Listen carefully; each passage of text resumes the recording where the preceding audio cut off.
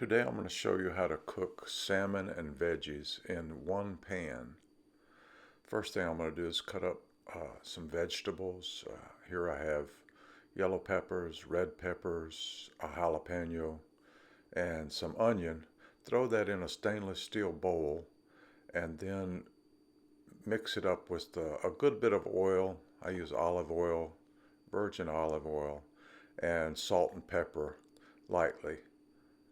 And then we're going to mix those up real well and put them in a pan that's lined with foil.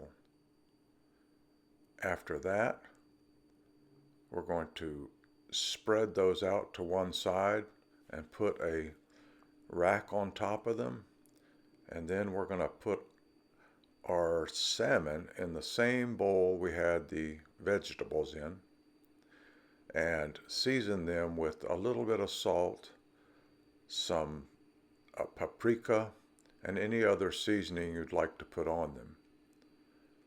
And then place them on the rack and cook them in the oven at 400 degrees for about 15 to 20 minutes. The interior temperature should come up to at least 140 degrees Fahrenheit. And then everything's cooked. We also make this same dish with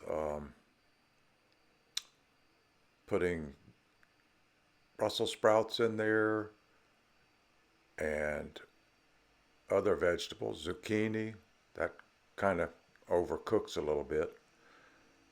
But there's lots of things you can do with this one pan meal, and it's just a really great, delicious meal with salmon and vegetables. And if you'd like to put another vegetable on the side, we often do that with broccoli or something like that. So I hope you've enjoyed this recipe, and until next time, thank you for cooking with souls.